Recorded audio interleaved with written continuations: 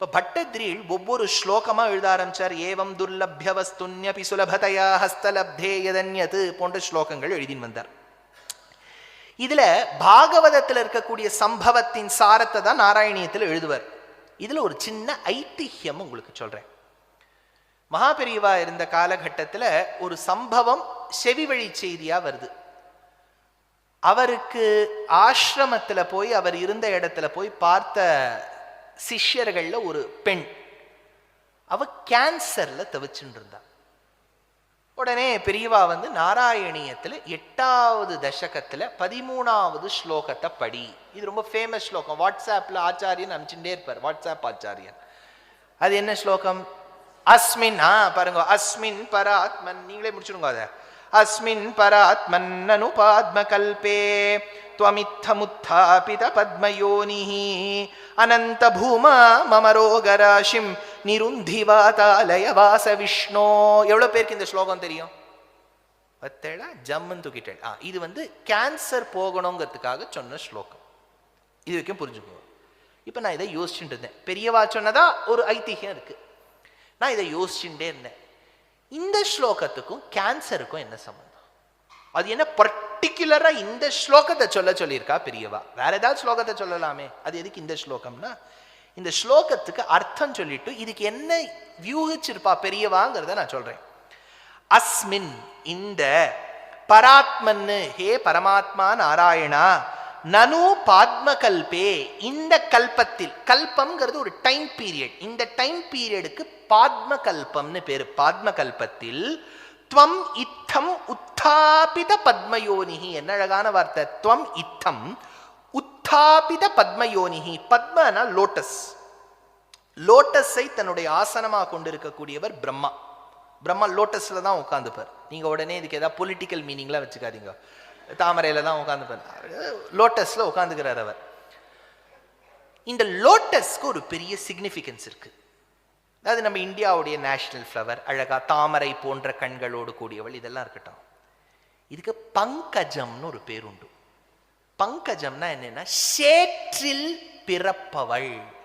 சேருனாலே அழுக்கு தானே. நம்ம ஜாகிரதையா ஸ்கூல்லாம் நடந்து போகும்போது வந்து ஒயிட் யூனிஃபார்ம் ஒரு நாள் கொடுத்துருவா. கரெக்டா அன்னைக்குன்னு பார்த்து மழை பெஞ்சு நம்ம அதுல விழுந்து நமக்கு வந்து கிட்டத்தட்ட பைப்புல தான் நம்மளை குளிப்பாட்டணும், அந்த மாதிரி ஆயிடுவோம். இந்த சேரெல்லாம் வந்ததால அழுக்கு. சேற்றில் துர்குணம், அந்த அந்த அழுக்கில் பிறக்கக்கூடிய அழகான ஒரு மலர் தான் தாமரை. அதனால அதுக்கு பங்கஜம், நளினம்னு பேர். பிரம்மா சேற்றில் முளைக்கக்கூடிய தாமரையில் அமர்ந்திருப்பவர். அப்படின்னா there is a hopeன்னு அர்த்தம். ஞாபகம் வச்சுங்கோ. சேரு என்பது அழுக்கு. அழுக்கு நீ நினைச்சுடாத, அதுல கூட ஒரு தாமரை பூக்கும். கரெக்டா? தாமரை பூக்குமா? எப்படி? சேற்றில். இதுக்கும் கேன்சருக்கும் என்ன சம்பந்தம்னா, ஒரு ஸ்கூல்ல இருக்கிறதுனால கொஞ்சம் எக்ஸ்பிளைன் பண்றேன். நமக்கு உடம்பு முழுக்க செல். இந்த செல் பிரியும் போது மைட்டாசிஸ் மியாசிஸ்னு 2 ப்ராசஸ் பண்ணும். என்ன சார், எங்களுக்கு வந்து உபன்யாசத்துக்கு உட்காந்துட்டு இருக்கோமா, சயின்ஸ் கிளாஸ்க்கு உட்காந்துட்டு இருக்கோமானே தெரியல, நீங்க என்னவோ மைட்டாசிஸ் மியாசிஸ்லாம் சொல்லிட்டு இருக்கேன். அதுதான் செல் டிவிஷன். நம்ம உடம்பு முழுக்க செல், அது பிரியும் வகை, அது எப்படியெல்லாம் வளர்றதுங்கிறது தான் மைட்டாசிஸ் மியாசிஸ். ஒவ்வொரு செகண்டும், இப்ப நான் உட்கார்ந்துட்டு இருக்க ஒவ்வொரு செகண்டும் என் உடம்புல அவ்வளவு செல் உருவாயிட்டு இருக்கு, அவ்வளவு செல் செத்து போயிட்டு இருக்கும். இது நார்மல் ப்ராசஸ். அந்த செல்லுக்குள்ள ஒரு மூளை இருக்கும், அதுக்கு நியூக்ளியஸ்னு பேரு. இந்த சில உற்பத்தமான சில செல்ஸ் டேமேஜ்டு செல்லா இருக்கும், சிலது ப்ராப்பர் செல்லா இருக்கும். இப்போ நீங்க கம்பெனிஸ்க்கெல்லாம் போனேன்னா அவ என்ன பண்ணிடுவான்னா, பேண்ட் எல்லாம் தயார் பண்ணும்போது நல்ல பேண்ட் எல்லாம் ஷோரூம் காமிச்சிடுவா. கொஞ்சம் கிழிச்சல் இருந்தாலும் அந்த ஃபேக்டரி அவுட்லெட்னு ஒரு இடத்துக்கு காமிச்சு 40% டிஸ்கவுண்ட். நம்ம வாங்கி அது கிழிஞ்சுதானே கேஸ் போடுவோம். கிழிஞ்சே வாங்கினா தப்பில்லை, நம்ம வாங்கிடுவோம் இல்லையா? அவங்ககிட்ட வாங்கி அதுல ஒரு கிழிச்சல் இருந்ததுன்னா கன்சியூமர் கேஸ் போட்டுருவோம். ஆனா அவனே இதுல கிழிச்சல் இருக்கு சார்னு சொன்னா, நீ உண்மையை சொன்னாய், அதற்காக நான் வாங்குகிறேன்னு சொல்லிட்டு வாங்கிடுவோம். இந்த மாதிரி நம்ம செல்ஸ் இருக்கு பாருங்க, அதுல சிலதெல்லாம் டேமேஜ் ஆகும். அந்த டேமேஜ், நான் சொல்றது போர் அடிக்கிறதா? ஏன்னா இந்த ஸ்லோகத்தை எக்ஸ்பிளைன் பண்றதுக்கு வேற வழியே இல்லை, அதனால பண்ணிட்டு இருக்கேன். இல்லாட்டா தப்பா எடுத்துக்காதீங்க. இந்த செல்லு டேமேஜ்டு செல்லா இருந்துடுத்துனா அந்த டேமேஜ்டு செல்லை ஒழிக்கணும். அப்ப பெருமாள் அந்த செல்லுக்குள்ள ஒரு மூளையை கொடுத்திருக்காரு. அது என்ன பண்ணிடும், அந்த செல்லை பார்த்து சொல்லும், நீ டேமேஜ்டா இருக்க, செல் டை அப்படின்னு சொல்லும். இதுக்கு ப்ராசஸ் அபார்ட் அப்படின்னு பேர். அபார்ட் த ப்ராசஸ், போயிடுன்னு சொல்லும். செல்லே தன்னை பார்த்து சொல்லும் போயிடுன்னு. இந்த ப்ராசஸ்க்கு அபாப்டாசிஸ் அப்படின்னு பேர், ப்ரோக்ராம்டு செல் டெத். அந்த செல், ஒரு டேமேஜ்டு செல் தானே செத்து போகணும். அந்த டியூமரை 2 விதமா பிரிப்போம், மெலைக்னன்ட் அண்ட் பினைன். எது ரொம்ப வாழ்க்கைக்கு அபாயமா இருக்கும், சிலது இருந்தா ஒன்றும் கவலைப்படுறதுக்கு இல்லை, அதுக்கு தான் கேன்சர்னு பொதுவான பேர் கொடுக்குறோம். அப்படின்னா டேமேஜ்டு செல்லேந்து ஒரு நல்ல செல் வரோங்கிற ஹோப்பில் தான் இருக்கும். எப்படி சேற்றில் ஒரு தாமரை முளைப்பது போல் பிரம்மா காத்துன்னு இருக்காரோ, அதற்காகத்தான் பிரம்மா அமர்ந்த அந்த தாமரை ஸ்லோகத்தை கேன்சருக்கு பிரியவா சொல்லியிருக்கணும். அதனாலதான் அனந்த பூமா மம ரோகராசிம் நிருந்திவாதாலய வாச விஷ்ணோ அப்படின்னு எடுக்கிறார். இப்படி ஒவ்வொரு தசகமுமா பாடின் வரார் பட்டத்ரீள். அதுல ஒரு அழகான தசகம் கஜேந்திர மோக்ஷ விற்த்தாந்தம். இந்திரத்யும்னஹ பாண்ட்யகண்டாதிராஜஸ்த்வத்பக்தாத்மா சந்தனாத்ரௌ கதாசித் त्वत्सेवायां मग्नधीरालुलोके नैवागस्त्यं प्राप्तमातिथ्यकामम्. இது ரொம்ப எல்லா தாத்தா பாட்டியும் தன்னோட பேரம் பேத்திக்கு ஆரம்பிக்கும் போது சொல்ற முதல் கதை இந்த கஜேந்திர மோக்ஷம் தான். தாத்தா தான் முதல்ல. தாத்தா இப்படி ஆன்னு வாயை திறக்கணும், பாட்டி தான் வந்து சக்கரம் விடுவோம், அதுலயாவது அவளுக்கு விடணும்னு ஆசை. இதுதான் கஜேந்திர மோக்ஷ விற்த்தாந்தம். நான் போன வருஷம் கஜேந்திர மோக்ஷம் சொன்னேனோ சார்? போன வருஷம் சொன்னது நீங்க தான் ஞாபகம் வச்சுக்கணும், நாங்க எதுக்கு சார் ஞாபகம் வச்சுக்கணும்? Why you are troubling us sir? சொல்லலையா? சொன்ன மாதிரி தெரியல சார். ஓகே சரி, சொல்லலைனாலும் அப்படியே புதுசா கேட்குற மாதிரி கேளுங்க, அவ்வளவுதான். என்னன்னா, பாண்டிய தேசத்துல ஒரு ராஜா இருந்தார். அவருக்கு இந்திரத்யும்னன்னு பேர். அந்த இந்திரத்யும்னன் என்கின்ற பாண்டிய ராஜா பெருமாளுக்கு ஆராதனை பண்ணிட்டு இருக்கார். அச்சுதாய நமஹா, அனந்தாய நமஹா, கோவிந்தாய நமஹா, விஷ்ணவே நம, மசூதன, இப்படி பண்ணிட்டு இருக்கார். அப்ப அகஸ்திய ரிஷி வந்துட்டார். அகஸ்தியர் ரொம்ப குள்ளமான ரிஷி. அவருக்கு வந்து இதெல்லாம் நம்ம பயாலஜியில வந்து டுவாஃபிசம்னு ஒரு டிசார்டர் இருக்கு. பிட்யூட்டரி கிளாண்டுடைய ஃபங்க்ஷனிங் சரியா இல்லைன்னா அவ குள்ளமா இருப்பா. அகஸ்தியர் குள்ள முனி. அவர் வந்துருந்தார். அவர் உள்ள வந்துருக்கார். இவர் அர்ச்சனை பண்ணிட்டு இருக்கார். இந்த அர்ச்சனையில என்ன ஒரு ப்ராப்ளம் தெரியுமோ, யாரோ வரான்னு சொல்லிட்டு விட்டுட்டோம்னா எங்க விட்டோன்னே தெரியாது, பெரிய ப்ராப்ளம். அதனால அவர் என்ன பண்ணிட்டார், கேசவாய நமம், நாராயணாய நமம், மாதவாய நமம், விஷ்ணவே நமம், சூனாய நமம், திரிவிக்ரமாய நமம், வாமனாய ஸ்ரீதராய நமம், ஸ்ரீகேஷாய பத்மநாபாய நமம், எல்லாம் ஆக்ஷன்ல காமிச்சுட்டார். நம்ம அப்படி தானே பண்ணுவோம். யாராவது ஆத்த வந்தா உள்ள வாங்க, மார்கழி திங்கள் மதி நிறைந்த நன்னாளால் நீராட போதுவீர் போதுமினோ நேரிட ஈர் சீர்மல்கு மாய்ப்பாடி செல்வ சிறுமியர்கள் கூர்வேல் கொடுந்தொழிலன், இன்னும் மாமா இன்னும் பொங்கலை களறி முடிக்கல அப்படிங்கிற மாமி. அதனால ஆக்ஷன். இந்த பாவம் இந்த இந்திரத்யும்னன் நம்மள மாதிரி மாட்டின்ட்டான். அவன் என்ன பண்ணான்னா, அகஸ்தியரை பார்த்துட்டு தலைய உள்ள வாங்கோன்னு தலையாட்டினான். அவ்வளவுதான் சார், அவ்வளவுதான் தலையாட்டினான். உடனே அகஸ்தியர் சாபம் கொடுத்துட்டார். எப்போ நீ தலை ஆட்டினியோ, தலையாட்டக்கூடிய ஒரு ஜந்துவாக பிறப்பா. யானை தான் தலையை ஆட்டிட்டு. அதனாலதான் இந்த இந்திரத்யும்னன் ஹஸ்திபூயம் பஜேதி, ஒரு யானையாக பிறந்தார். அந்த மாதிரி ஹூன்னு ஒரு கந்தர்வன், அவன் ஏதோ ஒரு ரிஷியுடைய காலை பிடிச்சு இழுத்துட்டான். ரிஷி சொன்னார், தண்ணீருக்குள்ளே இருந்து காலை இழுப்பதால் தண்ணீருக்குள்ளே இருக்கக்கூடிய முதலையாக நீ மாறுவாய். சாபம் கொடுத்தாச்சா? இவா அந்த காலத்தை எப்படின்னா, சாபம் கொடுத்தா பலிக்கும். இப்போ அதுவும் பலிக்காது. இப்போ நீங்க எவ்வளவு பேர் சாபம் கொடுக்குறா பாருங்க, என்ன பலிக்க, ஆசீர்வாதமும் பலிக்கிறது இல்லை. இப்பெல்லாம் எப்படின்னா, இப்போ ஏதாவது குழந்தைய கூட்டு ஆசீர்வாதம் பண்ணுங்கிற நமக்கு ஒரே பயமா இருக்கு. நம்ம ஏதாவது சொல்லி நேர்மாறா வேற ஏதாவது நடந்துடுத்துனா எதுவுமே ஞாபகம் வச்சுக்கோ. வயசாயிடுத்துனா நம்ம சொல்றது பலிக்கும்னு நினைக்காதீங்க. Age is not a factor for your blessing to fructify. நம்ம தபோ சக்தி தான் நம்ம வார்த்தையை சத்தியம் பண்ண வைக்கும். ஞாபகம் வச்சுக்கோ. நமக்கு எவ்வளவு தபோ சக்தி, தியான சக்தி, மந்திரபலம் இருந்தால்தான் நம்ம சொன்னா தேவதை கேட்டு ஆசீர்வாதம் பண்ணோம். ஏதோ நம்ம பெரிய லெவல் நன்னா இருப்பா அப்படின்னு சொல்லிட்டு அவர் நன்னா இருப்பாருன்னு அர்த்தம் இல்லை.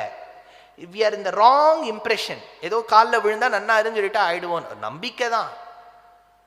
அந்த தபோ சக்தி இருக்கணும். நம்ம சொன்னா அந்த தேவதை கேட்கணும். அந்த அளவுக்கு நம்ம கிட்ட அந்த மந்திர பலம் இருக்கணும். சஹஸ்ர காயத்ரி நித்தியமும் சொல்லி வைஸ்வதேவம் பண்ணி இதெல்லாம் பண்ணாதான் நமக்கு அந்த சக்தி வரும், சார்ஜ் ஆகும். நம்ம சார்ஜே இல்லாம ஒருத்தருக்கு எப்படி ஆசீர்வாதம் பண்றது? ஆனா இவர் சாபம் கொடுத்துட்டார். ஒன்று யானை ஆயிடுத்து, ஒன்று முதலே ஆயிடுத்து. இந்த யானை என்ன பண்ணிட்டு, இந்த யானையோட கதையெல்லாம் உங்களுக்கு தெரியும். இந்த யானை என்ன பண்ணிடுத்து, அது தன்னுடைய ஃபீமேல் எலிஃபென்ட்ஸோட ஒரு திருக்கூட்ட மரையுடைய அடிவாரத்தில் ஒரு லேக்கு கிட்ட போச்சு. அப்போ நம்ம ஆற்றுல தாத்தா பாட்டிலாம் எப்படி கதை சொல்லுவா? தாத்தா என்ன சொல்வார், ஒரு யானை இருந்துதான், அந்த யானை தினம் ஒரு லேக்குக்கு போகுமா, அங்கேருந்து ஒரு புஷ்பத்தை பறித்து பெருமாளுக்கு கொடுக்கணும்னு நினைக்குமா, அப்படின்னு தானே சொல்லுவோம். பாகவதத்தில் அது பெருமாளுக்கு கொடுக்கணும்லாம் நினைக்கிறதுன்னு சொல்லவே இல்லை. நம்மளா இந்த இன்சர்ட் எல்லாம் பண்ணுவோம். அந்த யானை தடாகத்துக்குள்ள போச்சு. எலிஃபென்ட்ஸ்க்கெல்லாமே வாட்டர்னா அவ்வளோ பிடிக்கும். எப்பவுமே கபினிக்கெல்லாம் போனேன்னா யானையெல்லாம் ரொம்ப ஹாஹா ஓஹோன்னு சந்தோஷமா இருக்கும். அந்த தண்ணீரை தன் மேல வாரி இறைச்சி கொட்டிக்கிறது யானை. அப்படி வாரி இறைச்சி கொட்டிக்கும் போது அதுலேருந்து ஒரு புஷ்பத்தை எடுக்கிறது. அழகா அந்த ஃப்ளவரை அப்படி ஜம்முன்னு அப்படி தும்பிக்கையால எடுக்கிறது. ஸ்டைலா நீங்க யோசிச்சு பாருங்க. ஒரு தடாகத்துல அந்த தடாகத்துல இருக்கக்கூடிய தாமரை இப்படி பிடிச்சுண்டு நிக்கிறது. யாரு? யானை. பின்னாடி இருக்கக்கூடிய ஃபீமேல் எலிஃபென்ட்ஸ்லாம் செல்ஃபி எடுத்துக்கிறது. ஜாலியா இருக்கு. அது அட்மாஸ்பியரே அப்படி இருக்கு. இந்த தடாகத்திலிருந்து யானை வெளியில வரணும். இந்த ஃபீமேல் எலிஃபென்ட்ஸ்லாம் காத்துட்டு இருக்கு. ஹீரோ ஹீரோ அப்படின்னு அந்த யானை அவ்வளவு ஸ்டைல் யானையா இருக்கு. அது சிங்க நடை போட்டு சிகரத்தில் ஏறக்கூடிய யானை. அதனால அது ஜம்முன்னு அப்படி அந்த யானை அப்படி அப்படி பறிச்சுட்டு தும்பிக்கையில அந்த மலரை வச்சுட்டு இருக்கு. நீங்க அந்த சீனை இமேஜின் பண்ணுங்க. யானை தடாகத்தை விட்டு வெளியில வரணும். 3 கால் வெளியில வந்தாச்சு. ஒரு கால், தமிழ்ல ஒரு கால்னா ஒரு அர்த்தம் உண்டு தெரியுமோ? ஒரு கால் அது வெளியில வந்ததுன்னா அர்த்தம். புரியுறதா உங்களுக்கு தமிழ்? அதனால ஒரு கால், கடைசி ஒரு கால் வெளியில வரணும். அது மாட்டின்னு கொடுத்து பாக்கி ஃபீமேல் எலிஃபென்ட்ஸ்லாம் ஆவோ ஆவோ அப்படிங்கிறது. இந்த எலிஃபென்ட் வரமாட்டேங்கிறதுன்னு கீழே பார்த்தா ஒரு முதல்ல அந்த காலை பிடிச்சிட்டு இருக்கு. இவ்வளவுதான். இதுதான் கதை. இப்போ நம்ம யோசிப்போம், என்ன சார் நேஷனல் ஜியோகிராஃபிக் சேனல்ல வர கதையெல்லாம் நீங்க பெரிய பாகவதத்தில் போட்டுட்டு இது பெரிய கஜேந்திர மோட்சம்லாம் சொல்றேன். கரெக்ட் தான். கேள்வி விமர்சனம் கரெக்ட். ஒரு யானைக்கும் முதலைக்கும் நடக்கக்கூடிய சண்டையை நம்ம ஒரு பெரிய வேதாந்த கருத்தா எடுத்து போட்டிருக்கோம். இது சாதாரணமா சவுத் ஆப்பிரிக்காக்கோ கென்யாக்கோ போனேன்னா இப்ப கூட ஒரு முதலைக்கும் யானைக்கும் இந்த சண்டையெல்லாம் வரும். இது ஏன் பாகவதத்துல வந்ததுங்கிறதுக்கு உங்களுக்கு ஒரு விஷயம் சொல்றேன். இந்த யானை சண்டை போட்டு இருந்ததா, அதால அந்த காலை வெளியில வர வைக்க முடியலையா? 3 கால், ஒரு காலை முதல்ல பிடிச்சு இழுக்கிறது, பாக்கி 3 காலை இந்த பாக்கி ஃபீமேல் எலிஃபென்ட்ஸ் பிடிச்சு இழுக்கிறது. இதுக்கு உபகார சத்ருன்னு பேர். பல பேர் என்னன்னா ஹெல்ப் பண்றேங்கிற பேர்ல கேள்வி கேட்டே துணப்பிடுவா. அதனால இந்த மாதிரி இங்க கால் பாக்கி 3 கால் அது எடுக்கணும்னு நினைக்கிறது. இந்த யானை குய்யோ முய்யோன்னு கத்துறது. இது வரைக்கும் நேஷனல் ஜியோகிராஃபிக் சேனல். ஆனால் சாஸ்திரம் என்ன சொல்றதுன்னா, லட்சத்துல ஒருவனுக்கோ ஒருத்திக்கோ போன ஜென்ம ஞாபகம் வருமா? நேக்கு இல்லை பாருங்க. நேத்தே என்ன சாப்பிட்டேன்னு நமக்கு ஞாபகம் இல்லை. நம்ம போன ஜென்மம் வரைக்கும் போக வேண்டாம். லட்சத்துல ஒருத்தர். அவளுக்கு விஷ்ணு புராணம் கொடுக்கக்கூடிய வார்த்தை ஜாதிஸ்மராஹா. இந்த வார்த்தையெல்லாம் நீங்க ஞாபகம் வச்சுக்கணும். ஜாதிஸ்மரன் அப்படின்னா போன ஜன்மத்து ஞாபகம் வரக்கூடிய ஆணுக்கோ பெண்ணுக்கோ ஜாதிஸ்மரன் பேர். அது லட்சத்துல ஒருத்தருக்கு வரும். அதுதான் இந்த யானை.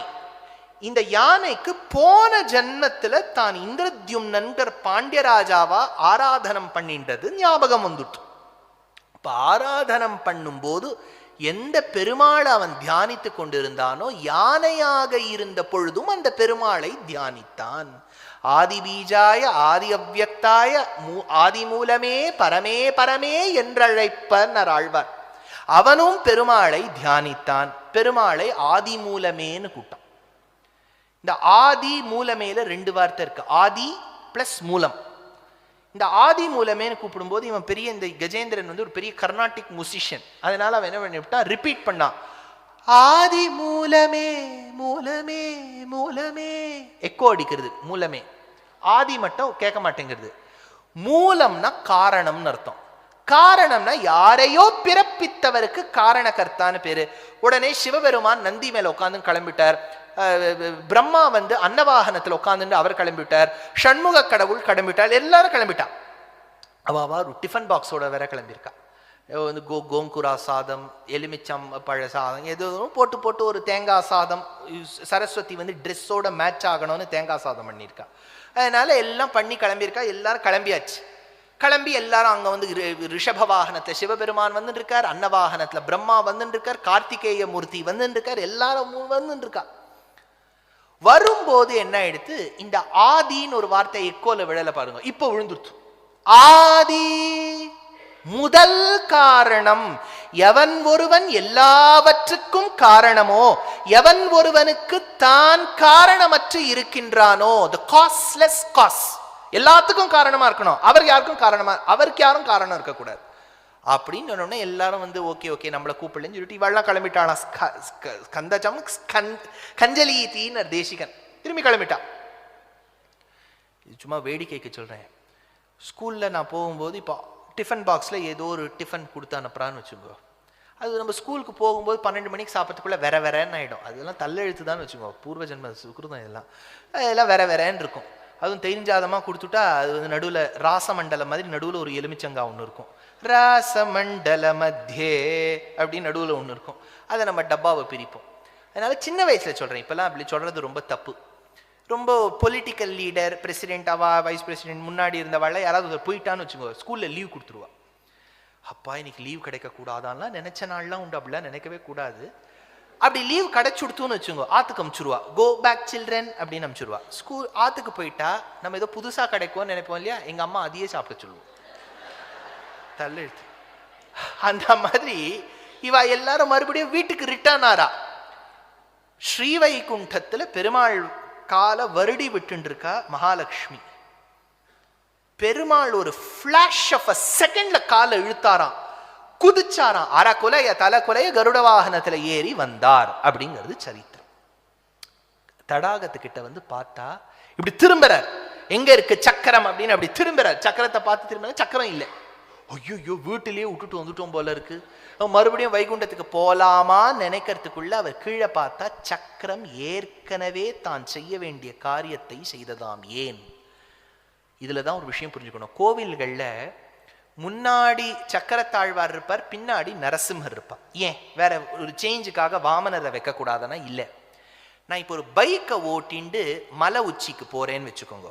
அப்போ அந்த பைக்குக்குள்ள ஒரு எனர்ஜி இருக்கும். நான் அதை ஒரு இடத்துல நிக்க வச்சா அதுக்கு பொட்டென்ஷியல் எனர்ஜின்னு பேரு. இதே அந்த பைக்கை நான் மலை மேலேருந்து கீழே ஓட்டின்னு வரணும்னா நான் ஒண்ணுமே பண்ண வேண்டாம், அது தானா கீழே வரும். அதுக்கு கைனெட்டிக் எனர்ஜின்னு பேரு. பொட்டென்ஷியல்னா அதே இடத்துல இருக்கக்கூடிய எனர்ஜி, கைனெட்டிக்னா மூவ்மெண்ட்ல இருக்கக்கூடிய எனர்ஜி. பொட்டென்ஷியல் எனர்ஜி தான் நரசிம்மர். மூவிங்லேயே இருக்கக்கூடியவர் தான் சக்கரத்தாழ்வார், கைனெட்டிக் எனர்ஜி. அதனாலதான் ரெண்டுத்தையும் முன் பின்னாக நாம் கோவில்களில் பாவிக்கிறோம். சக்கரத்தாழ்வார் போய் வெட்டினாராம். இப்ப ஜாகிரதையா சக்கரத்தாழ்வார் வெட்டணும். வெட்டும் போது சேர்த்து யானை காலையும் சேர்த்து வெட்டிவிடக்கூடாது. அதனால கரெக்டா அது காலை எடுத்துட்டு பெருமாள் அது காலை எடுத்துட்டு ஒத்தகம் கொடுக்கிறார். ஒத்தகம் கொடுத்த உடனே அந்த தும்பிக்கையில இன்னும் அந்த புஷ்பம் இருக்கு. இந்த புஷ்பத்தை எனக்கு சமர்ப்பிப்பதற்காகவா நீ இவ்வளவு மெனக்கெட்ட? அது நினைக்கவே இல்லை. பெருமாளா இப்போ அந்த எண்ணத்தை அதுகிட்ட கொடுக்கிறார். நீ எனக்கு கொடுக்கணுங்கிறதுக்கு தானே இந்த புஷ்பத்தை வச்சுட்ட அப்படின்னு அந்த புஷ்பத்தை எடுத்துட்டு கையில வச்சுட்டாராம். குருவாயூர்ல இந்த கட்டத்தை எழுதிட்டு இருக்கார் பட்டதிரில். எழுதிட்டு இருக்கும் போது சட்டுன்னு தோணி எடுத்தான். குருவாயூரப்பனை பார்த்து கேட்டாராம், ஒரு கையில சக்கரம், ஒரு கையில சங்கு, ஒரு கையில கதை வச்சுட்டு இருக்கியே, 4வது கையில தாமரை இருக்கே, அன்னைக்கு கஜேந்திர ஆழ்வான் கிட்டேந்து எடுத்த புஷ்பம் தான் உன் கையில இருக்கான்னு கேட்டதற்கு பெருமாள் ஆமான்னு தலையாட்டினதா ஸ்ரீமன் நாராயணிய சரித்திரம். இப்படி ஒவ்வொரு கட்டமுமாக அனுபவித்து கொண்டு வர அதுல ஒரு இடம், இது நான் போன வருஷம் சொன்னேனோ, சாமி பீத ரசபங்க சங்க பார பரிபூத சேதசான்னு ஒரு ஸ்லோகம். பட்டதிரில் பாகவதத்துல இருக்கிறத தான் நாராயணியத்துல எழுதணும், எழுதி விட்டார். என்ன எழுதினார் அப்படின்னா, ஒரு கட்டம் கிருஷ்ணருக்கு பால் கொடுத்துட்டு இருக்கா யசோதை. கொஞ்சம் பெரிய கிருஷ்ணர் தான், ரொம்ப இளங்குழந்தை இல்லை, பால் கொடுத்துட்டு இருக்கா. கொடுத்துட்டு இருக்கும் போதுதான் அவளுக்கு ஞாபகம் வந்துடுத்து, கிச்சன்ல பால் வச்சிருக்கா மில்க் குக்கர்ல. அது 3 தடவை கத்துறது, அச்சுதாய நமஹா, அனந்தாய நமஹா, கோவிந்தாய நமஹான்னு. அதை போய் கட்டையை எடுத்துட்டு அணைக்கணும். கிருஷ்ணரை பால் கொடுத்துட்டே இருக்கும்போது நிறுத்திவிட்டு உள்ள போயிட்டான். உள்ள போயிட்டு வரத்துக்குள்ள பார்த்தா கிருஷ்ணருக்கு கோபம். நான் முக்கியமா, உள்ளுக்குள்ள இருக்கக்கூடிய A2 மில்க் முக்கியமா? எப்படி இருந்தாலும் தாய் என்னை விட்டு விட்டு சென்று இருக்க கூடாது என்பதற்காக கண்ணனுக்கு வந்தது கோபம். ஒரு வாரமா கார்த்தால எழுந்து மெனக்கட்டு சேகரித்த வெண்ணையெல்லாம் ஒரு பெரிய பானையில கட்டி தொங்க விட்டிருந்தா. கிருஷ்ணர் உரல் மேல ஏறி நின்னார். உரல் மேல ஏறி நின்று ஒரு சின்ன கல் எடுத்துட்டார். டப்புன்னு ஒரு அடி அடிச்சார். பானை உடைந்து மேலெல்லாம் வெண்ணெய், மேலையெல்லாம் மோர் எல்லாம் எடுத்து. இப்பதான் வியாக்கியாத்தா எடுத்தார். ஓடி வந்தாளாம் யசோதை. பார்த்தாளாம், க்ஷீரார்ணவத்தில் கிடந்தவன் மோரார்ணவத்தில் அன்னோ இருக்கின்றான். பார்க்கடலில் துயில்பவன் இன்னைக்கு பட்டர் மில்க்ல எல்லாம் இருக்கார். வந்துதான் கோபம் யசோதைக்கு. உன்னை ரொம்ப குழந்தை குழந்தை குழந்தைன்னு பார்த்து பார்த்து பார்த்து நீ கெட்டு போயிருக்க, இதை நான் என்ன பண்றேன் பாருன்னு சொல்லிட்டு யசோதை கிருஷ்ணரை துரத்த ஆரம்பிச்சு அவரை உரலோட கட்டி போட்டா. உலூகல பந்தனம் பிரமனுமிந்திரனும் மனதில் போராமை கொள்ள உரலில் கட்டி வாய்ப்பொத்தி கெஞ்ச வைத்தாய் தாயே என்ன தவம் செய்தனை. கட்டிட்டாளா? இங்க ஒரு பாயிண்ட் இருக்கு. பாகவதத்துல கிளியரா சுகபிரம்மம் சொல்லியிருக்கார், கல்ல வச்சுண்டு தான் உடைச்சார் பெருமாள். பட்டத்ரியில் இதை படிச்சுட்டு நாராயணியத்தில் எழுதும் போது என்ன எழுதினார்னா, சாமி பீதரச பங்க சங்க பார பரிபூத சேதசா மந்த தண்டம் உபகிருஹ்ய பாட்டிதம்னு எழுதிவிட்டார். தண்டம்னா கட்டை, ராட். ராடால கிருஷ்ணர் உடைச்சுட்டார்னு எழுதினார். இவ்வளவுதான் சார். பாகவதத்துல கல், நாராயணியத்துல கட்டை. இவ்வளவுதான் டிஃபரன்ஸ். நம்மளா நினைச்சு அதெல்லாம் அட்ஜஸ்ட் பண்ணிக்கலாம் சார், ஒன்னும் இல்லை சார்னு விட்டுட்டு இருப்போம். பட்டத்ரில் ஓன்னு விக்கி விக்கி அழ ஆரம்பிச்சுட்டாரோ. ஐயோ, பாகவதத்துல இல்லாததை நான் ஒண்ணு நாராயணியத்துல சொல்லிவிட்டேனே, இது மூல கிரந்தத்துக்கு விருத்தமா போயிடுமே, இப்ப நான் என்ன பண்ணட்டும்? அழிக்கவும் முடியாதே, நான் தான் சொல்லிட்டேனே இன்ஸ்கிரைப் பண்ணிட்டு அழிக்க முடியாதுன்னு விக்கி விக்கி அழுதாராம். அப்படியே அந்த கல் தூண் மேல சாஞ்சுண்டு விக்கி விக்கி அழும்போது டம்னு ஒரு சத்தம். என்னன்னு திரும்பி பார்த்தா குருவாயூர் கர்ப்ப கிரகமே மறைஞ்சு போயிருந்துதான். அங்க ஒரு உரலாம், உரலுக்கு மேல ஒரு கிருஷ்ணரா, கிருஷ்ணருக்கு மேல ஒரு பானையா, பெருமாள் கையில கட்டையா, இன்னொரு கையில கல்லா, ரெண்டு தாலியும் அடிச்சாராம். என்ன சொல்றாருன்னா பெருமாள், அன்றைய நாளும் நான் ஆயர்பாடியில் இருக்கும் போது கல்லு கட்டை ரெண்டு தாலியும் தான் இடிச்சேன். ஆனா இந்த சம்பவத்தை எழுதின சுகபிரம்மம் அந்த பக்கத்திலேருந்து எழுதியிருக்கார். இப்ப அந்த பக்கத்திலேருந்து எழுதினா அவருக்கு கல்லு மட்டும்தான் தெரிஞ்சுது. நீ ஒத்தந்தான் டாப் வியூலேருந்து பார்த்திருக்க, அதனால உனக்கு கட்டையும் தெரிஞ்சிருக்கு. நீ எழுதினது தப்பே கிடையாது. சாமி பீதரச பங்க சங்கத பார பரிபூத சேதசா மந்ததண்டம் உபகிருஹ்ய பாட்டிதம் ஹந்ததேவ ததி பாஜனம் துவயான்னு. Narayaneeyam is a beautiful conversation between the devotee and his Lord. ஒருவரையே எழுதினது அன்று. ஒரு ஆச்சாரியனுக்கும் ஒரு சிஷ்யனுக்கும் பகவானுக்கும் பாகவதோத்தமனுக்கும் நடந்த ஒரு சம்பாதம் தான் நாராயணியம். இன்னொரு கட்டம் என்னன்னா, பட்டதிரில் ரச்சனம் பண்ணின் வரார். ரச்சனம் பண்ணின் வரும்போது நிசிம்ஹாவதார கட்டம். நிசிம்ஹாவதார கட்டம் வரும்போது அந்த குழந்தை பிரகலாதன் பிறந்தான், சசூலை ராவித்தஹா அப்படிங்கிற ஸ்லோகத்துல என்னெல்லாம் அந்த குழந்தையை போட்டு அந்த ஹிரண்யகசிபு படுத்தினான் இருக்கு. கடைசியில ஒரு கட்டம் பட்டதிரியில் எழுதணும். அப்ப அவர் நினைச்சாராம், என்னவோ புதுசா பாகவதத்துல சுகபிரம்மம் எழுதி வச்சிருக்கார், என்னமோ தம்மாத்தூண்டு குழந்தைய பார்த்துட்டு ஹிரண்யகசிபு கேட்டானாம் எங்க பெருமாள்னு. அந்த குழந்தையும் கொஞ்சம் கூட அச்சமே இல்லாமல் என் பகவான் எல்லா இடத்துலயும் இருக்காருன்னு சொன்னாராம். அப்ப என்னமோ சிங்கமும் மனிதனும் கலந்த உருவம் வந்ததா, சத்தியம் விதாத்தும் நிஜபிருத்திய பாஷிதம்னு இவர் என்னவோ சுகபிரம்மம் எழுதி வச்சிருக்கார். எனக்கு என்னமோ அந்த குழந்தை இப்படிலாம் பேசியிருக்குமான்னு தெரியல, எனக்கு என்னமோ சிங்கமும் நரனும் கலந்த ஒரு மிருகம் உலகத்துல இருக்குமான்னு தெரியல, இதை நான் எழுதட்டுமா வேண்டாமான்னு பேனாவை நிறுத்தி வச்சிருக்கார். இப்படி யோசிச்சுட்டு இருக்கார். பக்கத்துல என்னவோ நடக்கிற மாதிரி இருக்கு. திரும்பி பார்த்தாராம் பட்டத்ரியில். ஒரு கதையை கையில் பிடித்து கொண்டு ஒரு ராட்சசன், ஒரு அசுர ஜாதியை சேர்ந்தவன் ஓடின்னு இருக்கான். எங்கேன்னு சார் கேரளால இவர் யார் சார் வந்தார் புதுசா அப்படின்னு இந்த பக்கமா பார்த்துட்டு இருக்கார். அந்த பக்கம் கர்ப்ப கிரகம் மறைந்து தூண். இந்த ஓடிக்கொண்டு வந்த அந்த அரக்கன், அந்த அசுரன் நேர அந்த ஸ்தம்பே கட்டையத்தோன் அந்த தூணை இடிச்சாராம். அதை இடிச்ச பொழுது பட்டதிரிகளுக்கு லைவா அன்னைக்கு என்ன இடிச்ச போது சத்தம் கேட்டுதோ கேட்டுதான். அதை அப்படியே பட்டதிரில் சிஷ்யனுக்கு சொல்லிட்டு இருக்கான். ஐயோ என் கண்ணெதிர்க்க தெரியறது, நான் சொல்ல சொல்ல எழுதிண்டே வா. அவர் என்ன சப்தம் கேட்டுதோ அதுக்கேத்த மாதிரி சொல்லிண்டே வந்தார். ஸ்தம்பே கட்டயத்தோ ஹிரண்யகசிபோ. ஹிரண்யகசிபு அந்த தூணை கட்டயத்தோன்னா இடிக்கிறது. ஸ்தம்பே கட்டயத்தோ ஹிரண்யகசிபோ கர்ணௌ சமாச்சூர்ணயன் ஆகூர்ண ஜகத் அண்ட குண்ட குஹரோ கோரஸ்தவா பூத்ரவஹ. ஒரு ஸ்லைட் ட்ரெம்மர் வந்தா மாதிரி இருக்கான். ஸ்ருத்வா யம் கில தைத்யராஜ ஹிருதயே பூர்வக்கதாப்யஸ்ருதம் கம்பஹ கஷ்சன சம்பபாத தைதோஸ்ம அம்போஜ பூவிஷ்டராத். அதை கேட்டுட்டு இந்த துவனி, நரசிம்மர் எழுப்பின துவனியை கேட்டுட்டு தாமரையில் இருந்த பிரம்மா பூமியில வந்து கீழே விழுந்துட்டாரா. அம்போஜ பூவிஷ்டராத் அப்படிங்கிற அந்த கட்டத்தை எழுதினார் பட்டதிரில். ஒரு செகண்ட் நினைச்சு பார்த்தாராம், எனக்காக ஸ்ரீகிருஷ்ணா நரசிம்ஹாவதாரத்தை மறுபடியும் ஸ்ரீ குருவாயூர்ல நீ நடத்தி காண்பிக்க வேண்டுவோன்னு நினைச்சாராம். ராமாயணத்துல ஒரு சம்பவம். திருவடியான ஹனுமான்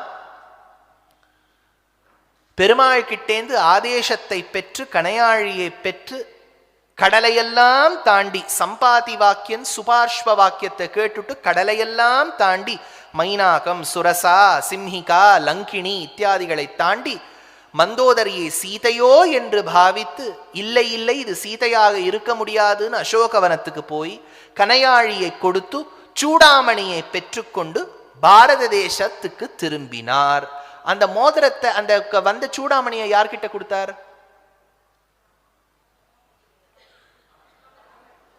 ராமர் கிட்ட கொடுத்தார். கரெக்டா? இந்த ஸ்லோகத்தை தான் பட்டதிரியில் எழுதணும். அவர் என்ன எழுதுறாருன்னு பார்க்கலாம். சம்பாதி சம்பாதி வாக்கிய புரோதீர்ணா நோர்த்தினர்தே நகரி ஜனகஜாம் வீக்ஷதத்வாங்குலீயம் பிரத்யுத்ய உத்யானமக்ஷபணச்சணரணோ ஷோடபந்தோ தசாஸ்யம் திருஷ்ட்வா புஷ்ட்வா ச லங்கா ஜடிதி ச ஹனுமான் மௌளிரத்னம் ததௌ. ஸ்லோகத்தை முடிக்கணும். இன்னும் ஒரே ஒரு எழுத்துக்குத்தான் அங்க இடம் இருக்கு. ஆனா யார்கிட்ட கொடுத்தார்? ராமர் கிட்ட கொடுத்தார். ராமன்னு சொல்லிட்டு 2 எழுத்தாயிடுமே, அப்போ வந்து அந்த கவிதையுடைய சந்தஸ் வராது. பட்டதிரியில் ஐயோ அழிக்கவும் முடியாது, ராமர் கிட்ட கொடுத்தார்னு எழுதணும், இப்ப என்ன பண்ணலாம்னு யோசிச்சுட்டு இருந்தாராம். அப்ப கர்ப்ப கிரகத்திலேந்து ஒரு குரல் கேட்டுதான், மௌளிரத்னம் ததௌ தே அப்படின்னு முடிச்சுடு. தேனா ராமன் ராமன் ஏண்டா வச்சுட்டு இருக்க பட்டதிரில், எனக்கு தானே கொடுத்தார், உனக்கு கொடுத்தாருன்னு எழுதிடுவோம், நானும் ராமனும் ஒண்ணு தானே, அந்த ஒற்றை எழுத்துல ஸ்லோகத்தையே முடிச்சுள்ளாமேன்னு பெருமாள் இந்த ஸ்லோகத்தை பூர்த்தி பண்ணி கொடுத்ததாக சரித்திரம். இப்படி ஒவ்வொரு இடமாக பட்டதிரில் பாகவதத்துல இருக்கிறத படிச்சுட்டு உள்வாங்கி அதன் அனுபவத்தை நாராயணியமாக கொண்டு வந்து அருளினார். அப்படி அனுபவித்து கொண்டு வரும்போது காளிய நர்த்தனம்னு ஒரு கட்டம். அந்த காளிய நர்த்தனத்துல என்னன்னா, ஒரு சின்ன குழந்தை பாம்பு மேல டான்ஸ் ஆடிது அப்படின்னு இருக்கு. இதெல்லாம நம்மளால சட்டுன்னு நம்ப முடியாது பாருங்க. ஏதோ பாம்புனா ஏதோ பாம்புனா கண்டா குழந்தை கூட பயந்து ஓடி போயிடும். இது மல்டி ஹெட்டட் பாம்பு, அது மேல பெருமாள் வந்து டான்ஸ் ஆடுற. இவ்வளவு சொன்ன பட்டதிரில் நினைச்சாரா இதெல்லாம் நடந்திருக்குமா அப்படின்னு நினைச்ச பொழுது, அந்த கோவிலுக்கு பக்கத்துல ஒரு குளம், அந்த குளத்துல ஜலத்தின் பிம்பம் சத்தம் கேட்டுது. என்னன்னு எட்டி பார்த்தாராம் பட்டதிரில். அங்க ஒரு பாம்பு மேல பெருமாள் நடனமாடி காண்பித்தாராம். அந்த நடனமாடி காண்பித்த தோரணையிலேயே பட்டதிரில் அதவரணி கோரதரம் பணினம் பிரதிவாரயிதும் கிருததீர் பகவன் திருதமாத ஷரீர சனீரஜரோ என்று அப்படியே அந்த நாராயணியத்துல பட்டதிரில் கிருஷ்ணநாடின நாட்டியம் ஆடியே காமிச்சார்.